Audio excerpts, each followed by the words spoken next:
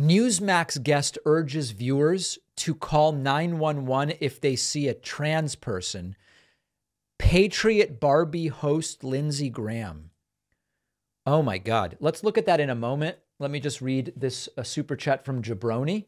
Jabroni says, wanted to support and to let you know, unlike all other channels I watch, yours doesn't have the red highlight that it is live and won't bring you here. Yeah, something is very, very screwy with what's happening on YouTube. I'm going to get to that a little bit later. We're going to get to that momentarily. Thanks to Chris Weissmiller, Brad Smith, and Eric Snyder for signing up on my website, putting us at 118 for the day. All right, let's continue, okay? Here's an idea about trans from Newsmax. And Lindsay, I want to show something that you posted. It's a video. Let's take a listen. He agrees himself that he's a man. I have told the police that I was in the locker room. A man was in there. I was getting undressed. He looked at me. He is a man in the women's locker room. And the response is that this is a touchy, sensitive issue in society. Wow. So you see a man in the women's locker room at your gym. Police refused to act because it was, as you said, a touchy subject. What can we do about this? Because that just seems ridiculous. You're not saying it was a man who was dressed as a woman who may have been trans. It was just... It was not a man who was dressed as a woman. A dude in the locker room. It's a dude. I mean... Legitimately, it's a dude. He dresses like a woman. He calls himself a woman. He demands that the children at his elementary school call him either Paul or Miss Bixler. But humans are smart. Children are smart. This is a man. There's no doubt about it. Unfortunately, what he did is he went to his local DMV. He had his driver's license changed. She's like, I checked his prostate. It was definitely a dude. To say female. And that is what tied the hands of the police in Goodyear, Arizona.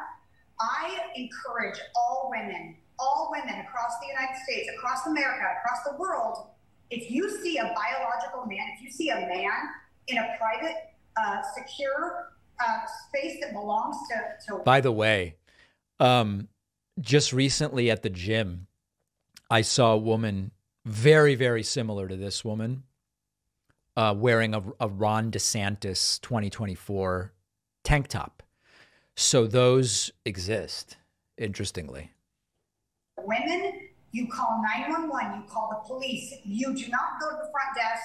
You do not ask a minimum wage employee to help you take care of what is a very, very scary situation. You call the police. Yeah. And even if they're... It was super scary. Man, so I've said before, this is the obsession right now. For a while, you know, they were never really obsessed with lesbians. Like when I interviewed this homophobe Brian Fisher a long time ago, he would talk about lesbians and he would be like, oh, lesbians have higher, you know, this or that. I don't know.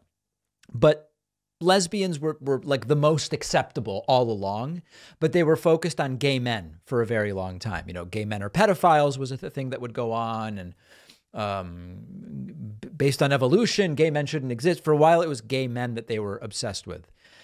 I don't want to falsely say that the anti-LGBT right is now fine with gay men, but they've kind of moved on from gay men, where now the obsession is really trans people, and mostly trans women, right?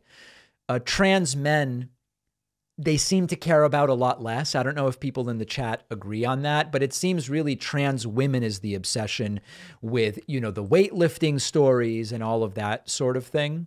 So I'm sure it'll all circle back as they experience victories and losses in this fight. I'm sure it'll all circle back. But this is the obsession right now. And drag queens, very good point. Yeah, Beth in the chat saying they're also obsessed with drag queens right now. Like George Anthony Kitara DeVolder Santos. That's not a joke, okay? There is a person whose real name at this point, I couldn't tell you what it is, who performed, is that the right word? I mean, we'll talk about it tomorrow on the show. Performed under the name Kitara as a drag queen, is now an elected member of Congress, And some of you might know him as George Santos. Some of you might know him as Anthony DeVolder. Some of you might know him as, a pioneer in the field of cardiothoracic surgery. I don't know him that way, but maybe some of you know him that way.